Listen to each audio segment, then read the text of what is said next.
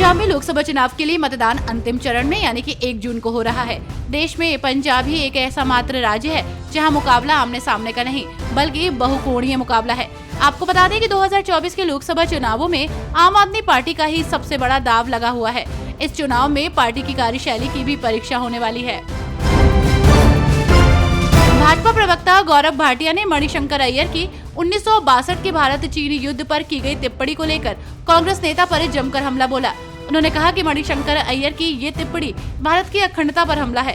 साथ ही उन्होंने सवाल पूछते हुए कहा कि क्या ये राहुल गांधी और कांग्रेस अध्यक्ष मल्लिकार्जुन खड़गे की मंजूरी के बिना संभव हो सकता है।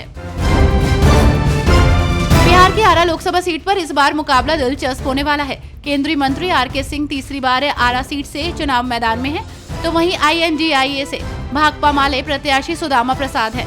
आपको बता दें कि आर.के. सिंह को जहां अपने कामों और PM मोदी के नाम पर भरोसा है, तो वहीं सुदामा प्रसाद को जातीय समीकरण का सहारा है। लोकसभा चुनाव को मद्देनजर रखते हुए जम्मू कश्मीर में भी आदर्श आचार संहिता लगाई गई है। ऐसे में आचार संहिता उल्लंघन के लिए PDP की अध्यक्ष महबूबा मुफ्ती और अन्य के खिलाफ FIR दर्ज हुई है, जिसे लेकर कार्यकर्ताओं की गिरफ्तारी का आरोप लगाते हुए 25 मई को बिजबेहरा में धरना प्रदर्शन किया गया।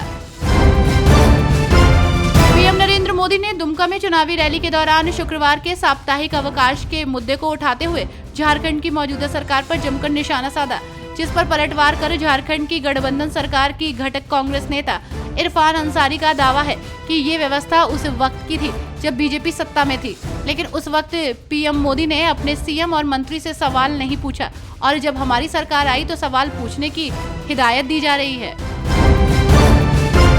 देवरिया के चीनी मिल मैदान में केंद्रीय गृह मंत्री अमित शाह ने भाजपा प्रत्याशी शशांक मणि त्रिपाठी के समर्थन में आयोजित हुई चुनावी जनसभा को संबोधित किया।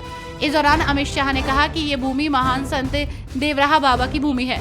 ये वही देवराहा बाबा है जिन्होंने सालों पहले कहा था कि अयोध्या में राम मंदिर बनने से कोई नहीं रोक सकता, और आज राम मंदिर बनकर तैयार हो गया है। लोकसभा चुनाव के अंतिम फेज से पहले प्रधानमंत्री नरेंद्र मोदी ने एक चुनावी रैली को संबोधित किया।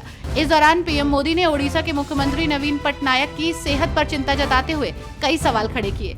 PM मोदी ने पूछा कि आखिर 1 साल में नवीन पटनायक की तबीयत इतनी कैसे खराब हो गई, जिसके पीछे PM मोदी ने लॉबी का हाथ होने का संदेह जताया है।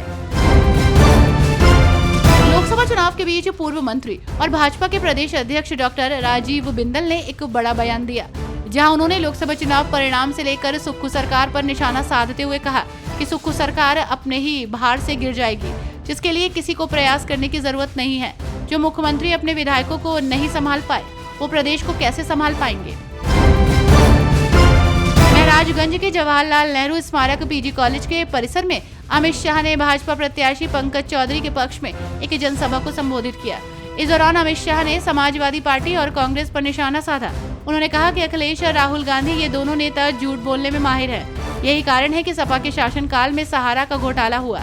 अब मोदी सरकार एक पाई वापस करा रही है। वाराणसी लोकसभा सीट से चुनाव लड़ रहे प्रधानमंत्री नरेंद्र मोदी के चुनाव प्रचार में जिला पंचायत अध्यक्ष श्रीकला सिंह भी पहुंची हैं। इस दौरान भाजपा कार्यालय में गृह मंत्री अमित शाह से उनकी मुलाकात हुई, जिसकी तस्वीर जमकर वायरल हो रही है, जो चर्चा का विषय बना हुआ है।